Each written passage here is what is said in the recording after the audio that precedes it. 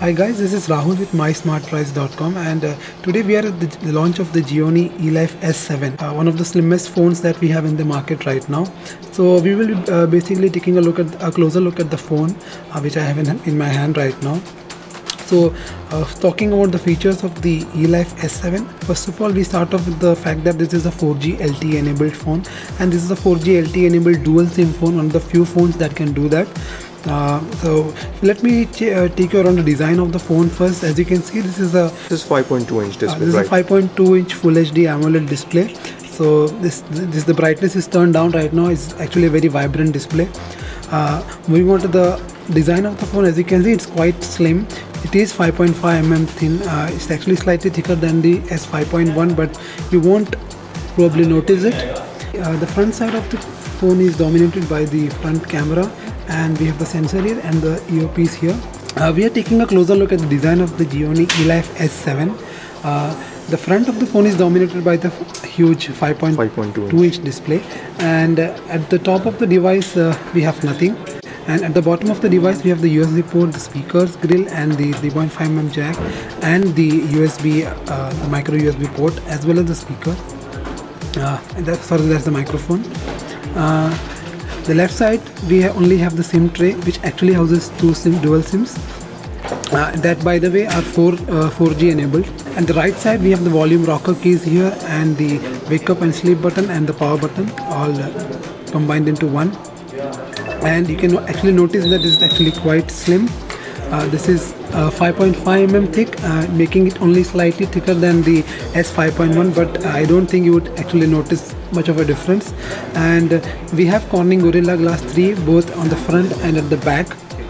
Now we'll take a closer look at the specifications of the phone. The phone is, like we already mentioned, this is a 4G LTE device. The phone houses a true octa-core 1.7 GHz 864-bit chip, which is made by MTK, the MediaTek processor, which many Gionee phones come loaded with. And now taking a look at the camera of the phone, we have the front camera here, which is an 8 megapixel unit. This is not an autofocus camera. At the rear we have the 13 megapixel rear camera, and it has LED flash as well. And moving on to the operating system of the phone thankfully runs Android 5.0 right from the start. It's running Lollipop already. So you can see that this is running Android 5.0 Lollipop. This is actually good news for many people who have been unhappy with the kind of updates that Gionee has been providing. Several of its phones are still running Android 4.3 and 4.4. So this is a welcome move by Gionee, that it is actually running on the latest version of Android. So that should keep many Gionee users happy. And as you can see, this is not the stock Android as expected from Gionee. This is running the Amigo UI, that is Gionee's own customized UI. As of now, this is running Amigo OS version 3.2. So this has graduated from the 1.0 and the 2.0, and now we have the third iteration of the Amigo OS. So we haven't actually tested out the UI in detail, so you can expect that in a detailed review that should follow this small hands-on. So that was a closer look at the Gionee Elife S7 that has been launched here in India today. The Gionee Elife S7 comes with 16 GB of internal memory that you cannot expand. There is the memory card slot, and in practice you should ideally get around 12 GB of space for your photos and videos.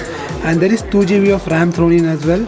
So this phone should be, as you can see, it's quite nifty. So I'm assuming that the phone should be quite fast with the 2 GB of RAM. And moving on to the pricing of the phone, the Elife S7 has been priced at Rs 24,999. So thanks for watching our first impressions and hands-on video of the Gionee Elife S7. Keep watching My Smart Price YouTube channel for further updates and details. We will be posting a detailed review of this phone soon, and please do not forget to hit the subscribe button.